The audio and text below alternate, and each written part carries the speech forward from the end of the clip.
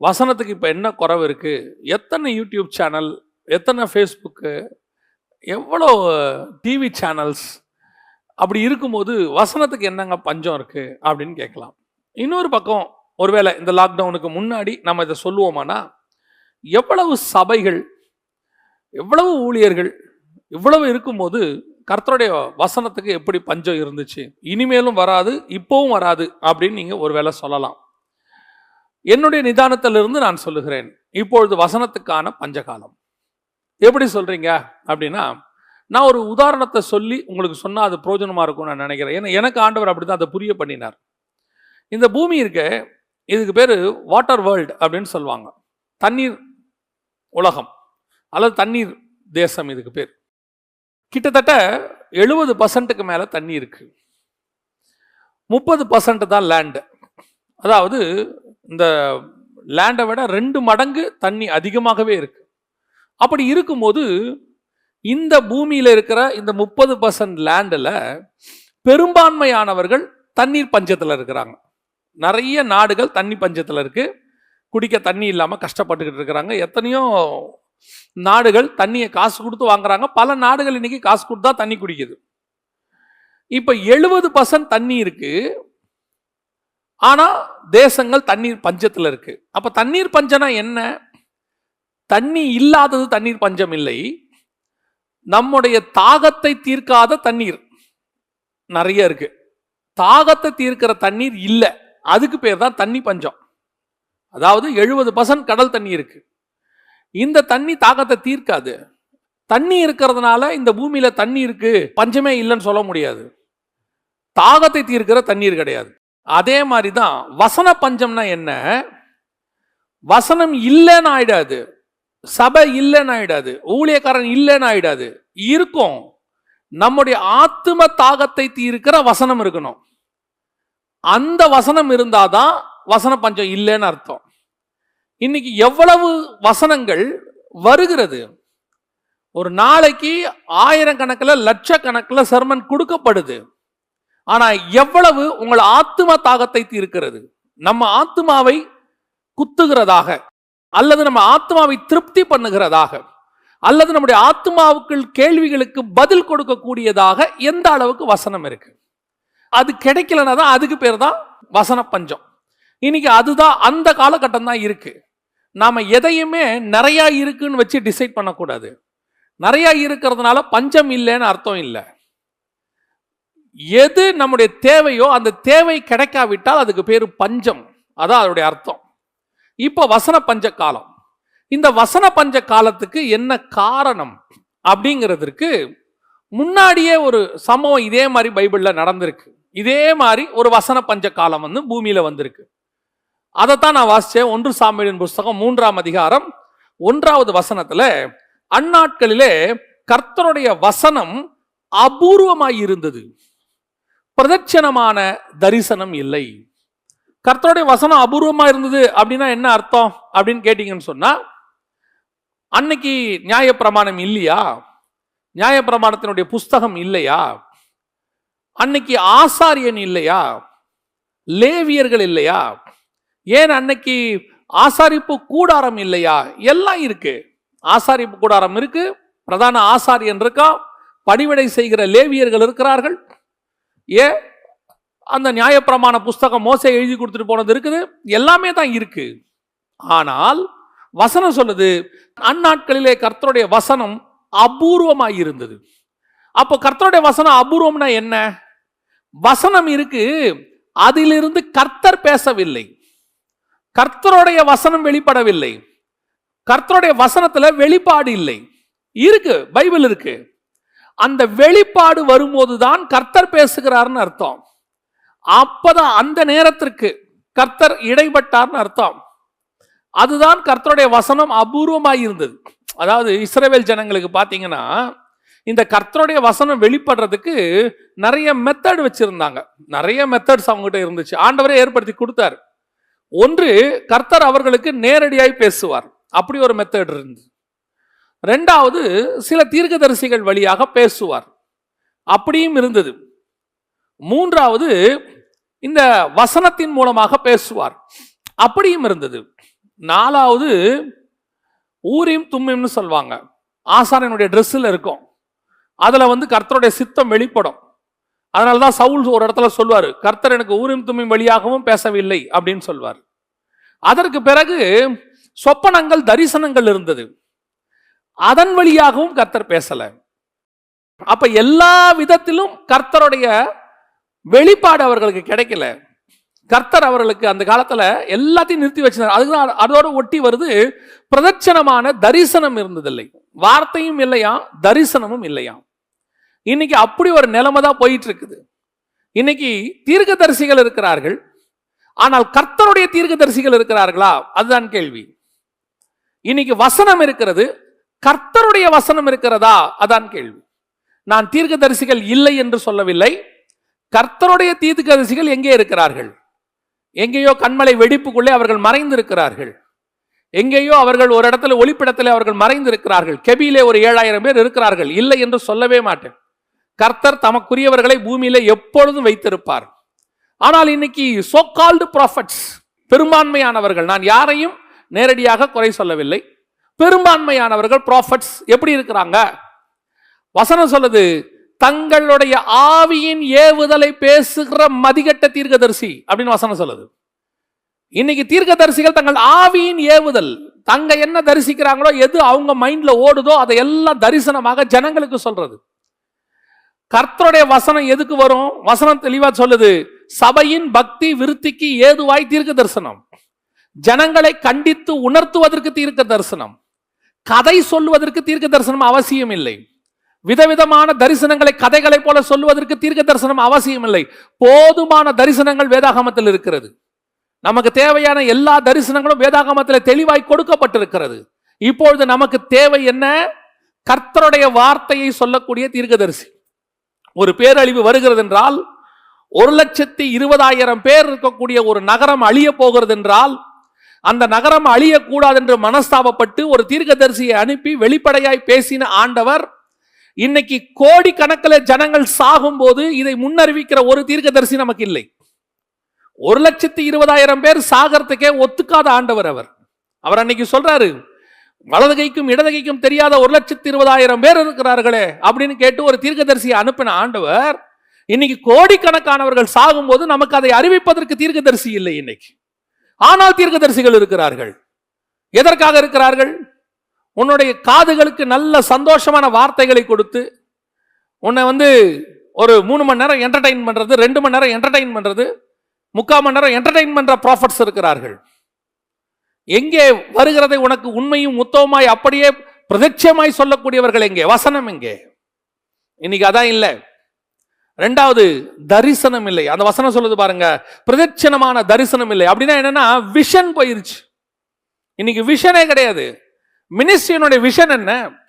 ஊழியம் என்பதனுடைய அடிப்படை என்ன?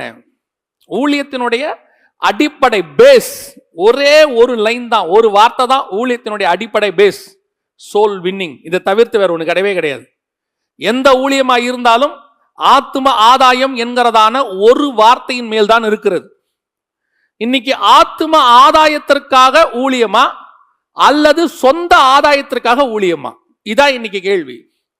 இன்னைக்கு இந்த ஊழியத்தினாக என் ஊழியம் வளரணும், நான் வளரணும், நான் விஸ்தாரமாகணும், என்னுடைய ஃபியூச்சர் அதனால கட்டப்படணுங்கிற எண்ணம் இருக்கே ஒழிய ஆத்ம ஆதாயம் பண்ணணும் இருக்கா? ஆத்ம ஆதாயம் பண்ணப்படுறவனுக்கு தான் அதுதான் விஷன். பிரதட்சணமான விஷன் என்ன?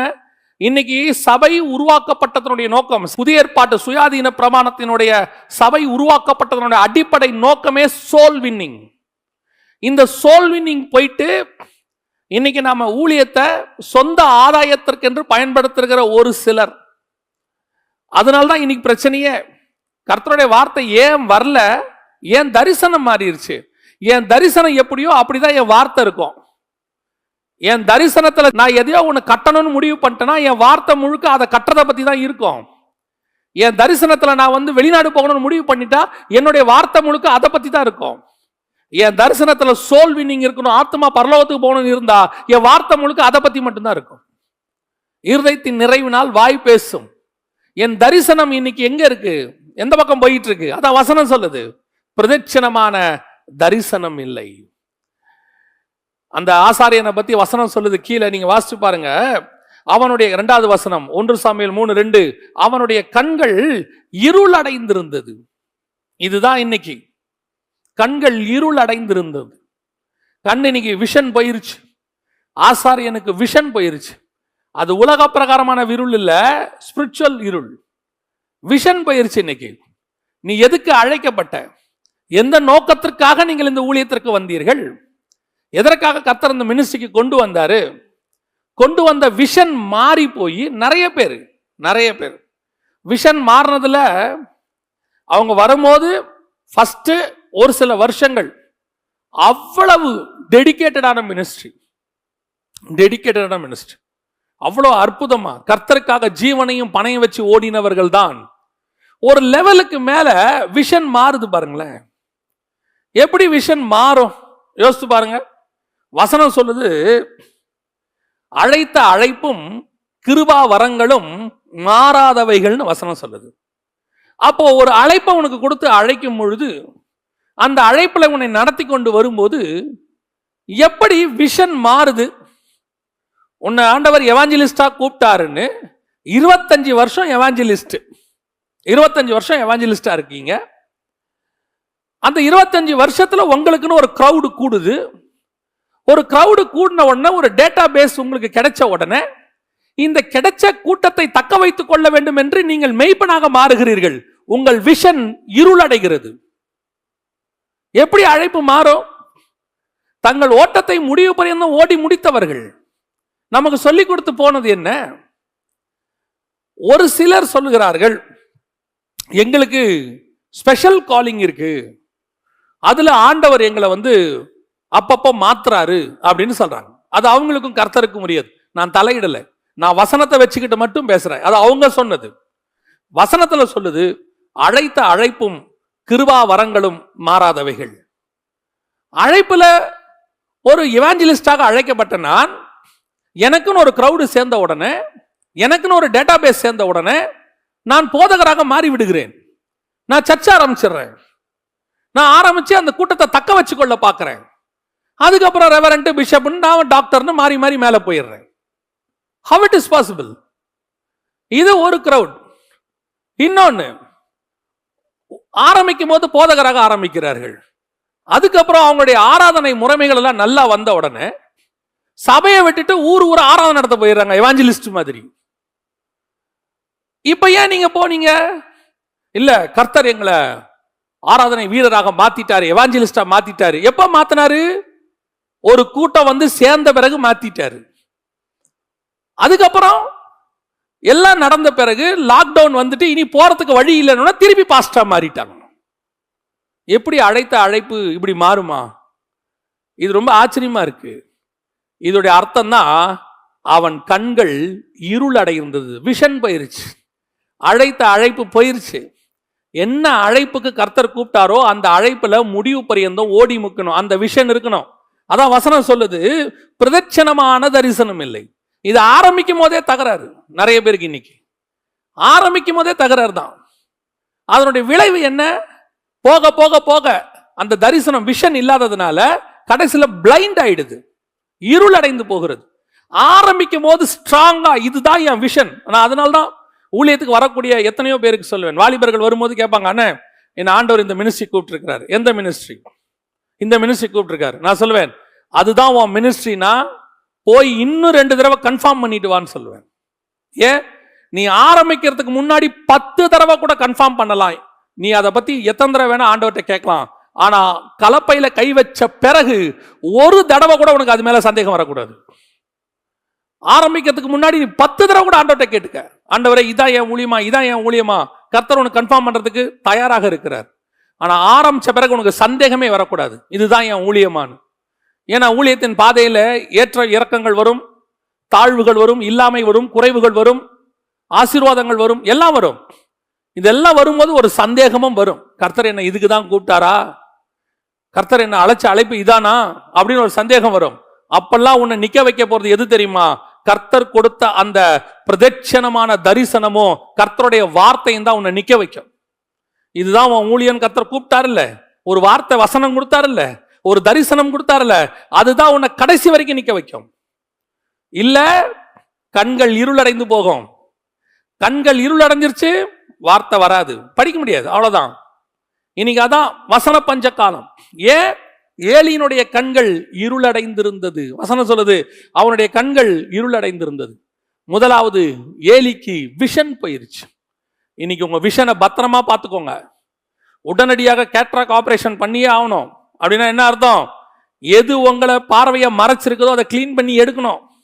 இன்னைக்கு நிறைய கேட்ராக் ஆபரேஷன் பண்ண வேண்டிய ஊழியர்கள் நிறைய பேர் இருக்கிறாங்க. ஏன்னா அவங்க விஷனை வேற என்னவோ திரை மறைச்சிருச்சு, உலக ஆசீர்வாதங்கிற திரை மறைச்சிருச்சு. இதை விட இது சேஃப். எத்தனை வருஷம் தான் இவாஞ்சலிஸ்டா நாம ஊரா சுத்துறது? ஒரு லிமிட்டுக்கு மேல ஒரு இடத்துல உட்காந்துட்டாதான் நல்லது அப்படின்னு சொல்லி ஒரு இடத்துல நம்ம சேஃபா உட்கார பார்க்கிறோம்.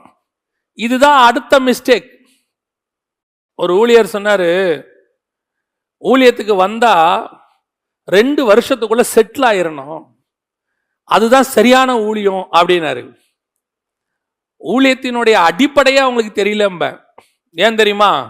ஊழியம் என்பது இங்க செட்டில் ஆகிற இடம் இல்லை. இந்த பூமியே செட்டில் ஆகிற இடமே கிடையாது. ஃபர்ஸ்ட் இது கூடாரம். ஊழியம் என்பது செட்டில் ஆகிற இடம் இல்லை. இது நம்ம செட்டில்மெண்ட்டுக்கு போகிற இடம். செட்டில்மெண்ட்டுக்கு ஜனங்களை கொண்டு போய் சேர்க்கிற இடம். நம்முடைய செட்டில்மெண்ட் அங்க இருக்கு. அவன் கிரியைக்கு தக்கதான பலன் அங்க இருக்கு. இங்க செட்டில் ஆகணுங்கிற எண்ணம் வந்துருச்சு. இப்போ ஏலியோடைய 2வது தப்பு என்னன்னு பாருங்களேன். 1 சாமுவேலின் புஸ்தகம் 1ஆம் அதிகாரம் 9வது வசனம். சீலோவிலே அவர்கள் புசித்து குடித்த பின்பு அன்னாள் எழுந்திருந்தால் ஆசாரியனாகிய ஏலி கர்த்தருடைய ஆலயத்தின் வாசல் நிலையண்டையிலே ஒரு ஆசனத்தின் மேல் உட்கார்ந்திருந்தான் அப்படின்னு இருக்கு. ஆச்சரியங்க இந்த வசனத்தை படிச்ச போது.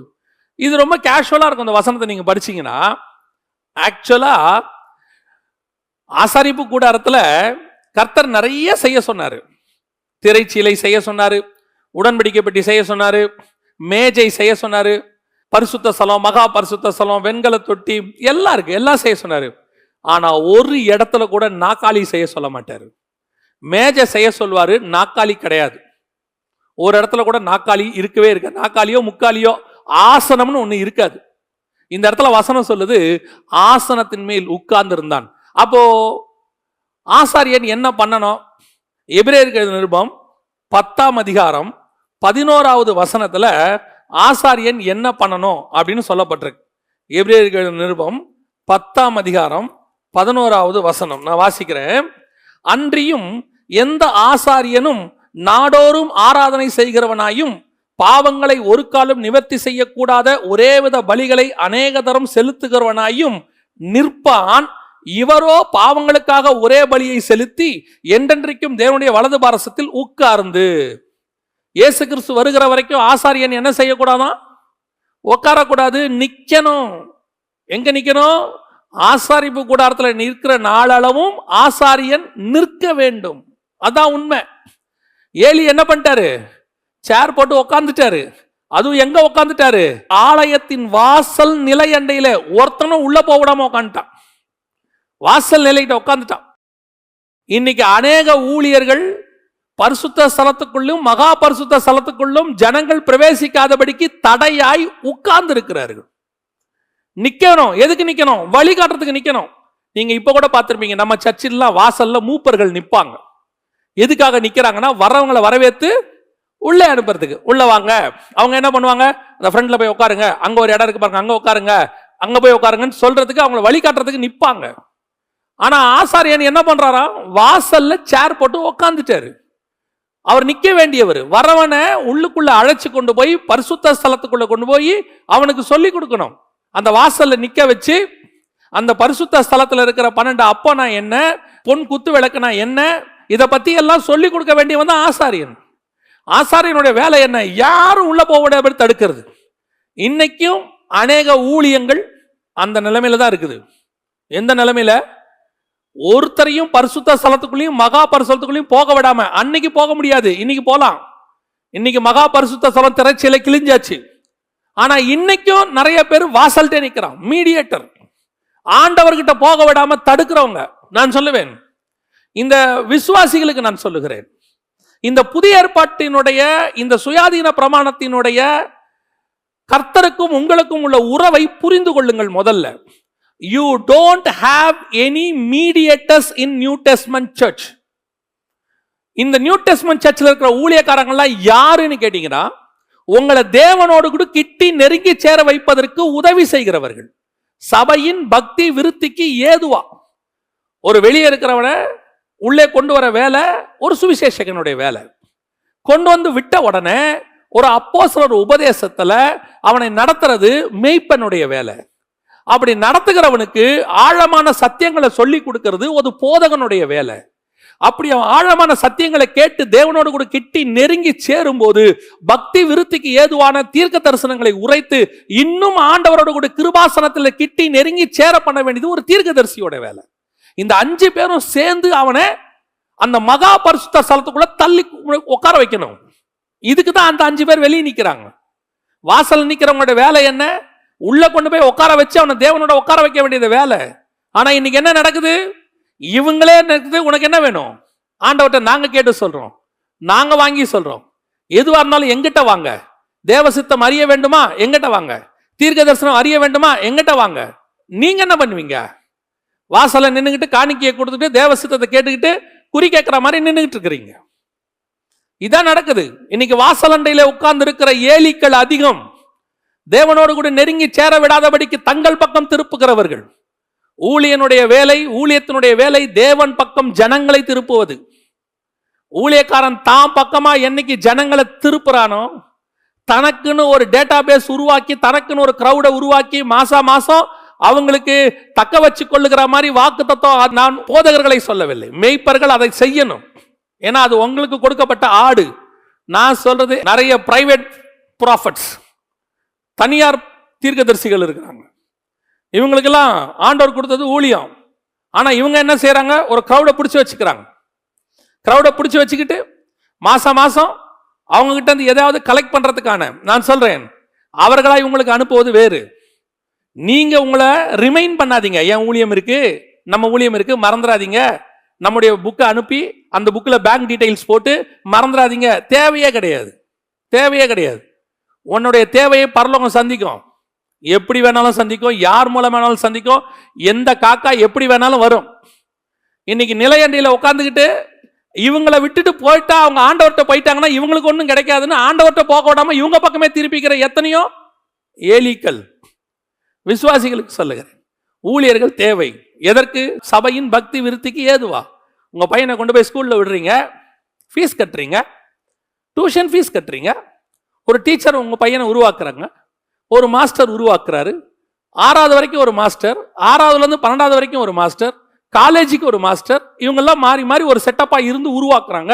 உருவாக்கி அவனை இன்ஜினியரோ டாக்டரோ ஆக்கி விட்டுறாங்க. இப்படி ஆக்க விடாம அந்த 6வது வரைக்கும் இருக்கிற 5வது வரைக்கும் டீச்சரே, நீ என்னனாலும் எப்படினாலும் எங்கிட்டே வா, நானே உனக்கு சொல்லித்தரேன், நீ ஏன் வெளியே போற, உனக்கு தான் நான் இருக்கிறேன்னு வச்சுக்கிட்டா ஒத்துப்பீங்களா? 5வதுக்கு மேல போக விடாம வச்சுட்டா ஒத்துப்பீங்களா? இல்ல 6வதுலேருந்து 12வது வரைக்கும் படிக்கும் போது அந்த 12வது படிக்கிற டீச்சர் மாஸ்டரோ, என் கூடயே இருங்க, நானே பாத்துக்கிறேன் உங்க ஃபியூச்சர்ல, எதா இருந்தாலும் எங்கிட்டே வாங்க, நான் இருக்கும்போது நீங்க எதுக்கு அப்படின்னா ஒத்துப்பீங்களா? அடுத்த ஸ்டேஜுக்கு போயிட்டு அவன் கடைசியா அவனுடைய விஷனை அச்சீவ் பண்ணணும். அதுக்கு தான் அந்த கீழே இருக்கிறவங்க எல்லாம், அதுக்கு தான் அந்த 5 வகையான ஊழியம். அடுத்த ப்ராடக்ட் அனுப்பிக்கிட்டே இருக்கான் மேனுஃபேக்சர் பண்ணி. அவன் அடுத்து அப்படியே ஒரு ஊழியக்காரனா மாகி உலகம் ஃபுல்லா போனான். உலகம் எங்கும் ஊழியர்கள் பரம்பி இருப்பார்கள். இன்னைக்கு நம்ம தக்க வச்சுக்கிட்டோம் குடோன் மாதிரி. அதான் விளைவு. இன்னைக்கு என்னாச்சு? நிலையண்டையில் உட்காந்துக்கிட்டாங்க, வாசல் நிலையண்டையில். ஆண்டவர்கிட்ட நெருங்கி சேர விடாதபடிக்கு சில ஊழியர்கள். அன்னைக்கு உள்ள ஊழியர்கள்லாம் பாருங்க, நமக்கு முன்னாடி உள்ள பரிசுத்தவான்களை பாருங்க. அவங்க கிட்ட இருந்து கிளைகள் போய்கிட்டே இருக்கும், பிரான்ச்சஸ் போயிட்டே இருக்கும். 100 ஊழியர்கள் 50 ஊழியர்கள் போயிருப்பாங்க. ஒரு ஊழியக்காரர்கிட்ட இருந்து எத்தனை பெரிய ஊழியர்கள் உருவாகி இருக்கிறாங்க. இன்னைக்கு நம்ம கிட்ட இருந்து பிரான்ச் போக விட மாட்டோம். யாராவது போகிறனாலும் ஒத்துக்க மாட்டோம். யாராவது வந்து ஆண்டவர் என்ன ஊழியத்துக்கு அழைச்சிருக்கிறாருன்னா முதல்ல எங்கிட்ட பேசட்டும். உங்ககிட்ட பேசினது கர்த்தரே கிடையாது. ஏன் ஏலிகிட்ட பேசாம சாமுவேல்கிட்ட பேசலாமே, தப்பு கிடையாதே. இன்னைக்கு நிறைய அப்படிதான் நடந்துகிட்டு இருக்குது. நான் எதையும் குறை சொல்ல வேண்டும்னு சொல்லல. அவன் வழியில் அவனை விடுங்க. நீங்க ஏன் நிலத்தண்ணியில் உட்காந்துக்கிட்டு உள்ள போக விடாம தடுக்கிறீங்க? ஏலியோட முடிவு என்ன தெரியுமா? இப்படி உட்காந்து டிஸ்டர்ப் பண்ணிக்கிட்டே இருந்தவர் கடைசியா என்ன ஆயிட்டார் தெரியுமா?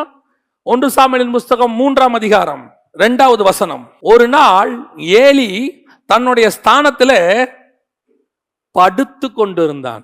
நிக்க வேண்டியவன் உட்கார்ந்தவன் படுத்துட்டான் தன்னுடைய ஸ்தானத்துல. ஊழியம் படுத்துருச்சு. சிலர் சொல்றாங்க நல்லா வந்த மினிஸ்ட்ரிங்க திடீர்னு அப்படியே படுத்துருச்சு. ஆமா, ஒரு விஷயத்தை நம்ம மறந்துடுறோம். இந்த உலக பிரகாரமான எம்என்சி கம்பெனிகளுக்கு, அரசாங்கத்துக்கு, ஸ்டேட் கவர்மெண்ட்டுக்கு, சென்ட்ரல் கவர்மெண்ட்டுக்கு வேலை பார்க்குறவங்கள ஒருவேளை அந்த கவர்மெண்ட் கவனிக்காம கூட விட்டுரும். 58 வருஷம் 60 வருஷம் வேலையே பார்க்காம கூட ஓபி அடிச்சுட்டு ரிட்டையர் ஆனவங்க கூட இருக்கிறாங்க. சின்சியரா வேலை பார்த்துட்டு வந்தவங்களும் இருக்கிறாங்க. ஒரு சிலர் அதுல தப்பு செஞ்சுட்டு அந்த தண்டனைக்கு மாட்டாம தப்பிச்சு வந்தவங்களும் இருக்கிறாங்க. ஒரு சிலர் தப்பு செஞ்சு தண்டனை அனுபவிச்சவங்களும் இருக்காங்க. ஆனா நம்ம பார்க்கிறோமே ஒரு கவர்மெண்ட்டுக்கு வேலை, ஹெவன்லி கவர்மெண்ட், அது சொல்லாம கொல்லாம அழகா தூக்கும், அழகா படுக்க வைக்கும். எங்க படுக்க வச்சுச்சுன்னு உங்களுக்கே தெரியாது, படுத்திருக்கும். நம்ம நினைச்சுக்கிட்டே இருக்கோம் ஓடிக்கிட்டே இருக்கிறோம்னு. அதெல்லாம் கரெக்டா ஆபரேஷன் ஆண்டவர் செய்வார். நிறைய பேருக்கு இன்னைக்கு இதான் பிரச்சனை. மினிஸ்ட்ரிங்கிறது ஒரு லெவல் வரைக்கும் ஓடிட்டு முடியும் போது அப்படியே மேலே போயிடணும், அடுத்த கிளையை விட்டுட்டு போயிட்டே இருக்கணும். பவுல் ஆரம்பிச்சாரு, பவுலுக்கு பையன் கிடையாது, பவுலுக்கு பேர பையன் கிடையாது, மெயினா பவுலுக்கு மருமகன் கிடையாது. ஆனா பவுல் ஆரம்பிச்ச மினிஸ்ட்ரி இன்னைக்கு வரைக்கும் நடக்குது. இன்னைக்கு நமக்கு அப்புறம் நம்ம அப்படியே பார்த்து பார்த்து ஒப்படைச்சிட்டு போறோம். பையன்கிட்டையும் மருமகன்கிட்டையும் பேரங்கிட்டையும் கரெக்டா ஒப்படைச்சிட்டு போறோம். அடுத்த ஜெனரேஷன்ல மினிஸ்ட்ரி படுத்துருது பாத்தீங்களா? அவங்க ஜெனரேஷன்ல இருந்த மினிஸ்ட்ரி இவங்க ஜெனரேஷன்ல விஸ்தாரமாகல பாத்தீங்களா? இன்னைக்கு 1 மடங்கு இருந்தா அடுத்து 2 மடங்கு ஆயிருக்கணும்ல. 2 மடங்கு இருந்தா அடுத்து எலிசா வரும்போது 4 மடங்கா மாறணும்ல. ஏன் மாறல? 25,000 பேர் நடத்துற சபை அடுத்த ஜெனரேஷன்ல 8,000 மாறிடுச்சு. அடுத்த ஜெனரேஷன்ல 4,000 மாறும். ஏன் மாறுது? காரணம் என்ன? உண்மையிலே வளர்ச்சி தானே இருந்திருக்கணும், படுத்துருச்சு பாருங்களேன். அதாவது நம்ம சொல்லிக்கலாம், அந்த மினிஸ்ட்ரியில இருக்கிறவங்க சொல்லிக்கலாம், அதெல்லாம் கிடையாது, எங்க மினிஸ்ட்ரி நல்லா தான் நடந்துட்டு இருக்கு. அப்படியே ஓவராலா எல்லாருக்கும் தெரியும், போன ஜெனரேஷன்ல இருந்த அந்த ஊழியம் இப்ப இல்ல, அது படுத்துருச்சுங்க. ஏன்? ஏலி படுத்துட்டாரு. நீ யார் தெரியுமா? போன ஜெனரேஷன்ல எவனையும் உள்ள விடாம உட்காந்துட்டு இருந்தவன். யாரும் வந்துடக்கூடாது, எந்து நான் தான் பண்ணுவேன், நானும் எனக்கும் ஆண்டவருக்கும் நடுவில் யாரும் கிடையாது, யாரா இருந்தாலும் என்ன பார்த்து தான் ஆண்டவரை பார்க்கணும் சொன்னவெல்லாம் அடுத்த ஜெனரேஷன்ல படுத்துருவான். மினிஸ்ட்ரி நம்ம சொத்து இல்லை. இந்த மினிஸ்ட்ரிக்கு நம்மளை அழைச்சது கர்த்தருடைய கிருபை. உண்மை உள்ளவன் என்று நம்பி இந்த கனமான ஊழியத்திற்கு என்னை அழைத்தார். அவ்வளவுதான் வசனம் சொல்லுது. இது என்னோடது அல்ல. இதை முடிச்ச உடனே அப்படியே அடுத்தவங்களுக்கு, அது யார்கிட்ட வேணா இருக்கலாம். ஒருவேளை ஆண்டவர் உங்க பையன்கிட்ட கொடுத்துட்டு போன்னு சொன்னா கூட கொடுத்துட்டு போங்க, அதெல்லாம் ஒன்றும் தப்பே கிடையாது. ஆனா பையன்கிட்ட கொடுக்கறதுக்காகவே பையனை வளர்க்கக்கூடாது, மருமகன்கிட்ட கொடுக்கறதுக்காகவே மருமகனை வளர்க்கக்கூடாது. கர்த்தர் யார்கிட்ட கொடுக்க சொல்றாரோ கொடுக்கணும். இன்னைக்கு நம்ம அப்படியே மினிஸ்ட்ரிய யார் கைக்கும் போய் விடாம உங்க அடுத்த ஜெனரேஷன்ல அது படுத்துரும். அதுக்கு அடுத்த ஜெனரேஷன்ல என்ன ஆகும் தெரியுமா? இல்லாமல் போயிடும். ஏலியோட வம்சமே இல்லை பாருங்களேன், ஏலியோட வம்சமே காணாம போச்சு. அதுக்கப்புறம் சாமுவேல் வந்துட்டாரு, ஏலியோட கதை முடிஞ்சு. அதைத்தான் சொல்றேன், உன் மினிஸ்ட்ரி நல்லா நடக்கணும்னா, தலைமுறை தலைமுறையா இருக்கணும்னா, கர்த்தர் வருமளவும் இந்த ஊழியம் நடக்கணும்னா, முதல்ல உன் விஷன் கரெக்டா இருக்கணும். முதல்ல உனக்கு கர்த்தருடைய அந்த வாக்குத்தத்த வசனம் சரியாக இருக்கணும் ஊழியத்துக்கான. அடுத்தபடியா கர்த்தர்கிட்ட ஜனங்க போறதுக்காக தான் நான் இருக்கிற வரைக்கும் என்கிட்ட தான் நீங்க எல்லாம் வரணும். அதுக்கப்புறம் தான் நீங்க கர்த்தர்கிட்ட போகணுன்றதெல்லாம் இருக்கக்கூடாது. நீ உன் பக்கம் ஜனங்களை திருப்புகிறவனாய் அல்ல, கர்த்தர் பக்கம் திருப்புகிறவனாய் மாறணும். அதான் ரொம்ப இம்பார்ட்டன்ட். இன்னைக்கு நிறைய பேருடைய மிஸ்டேக் அங்கதான் இருக்குது.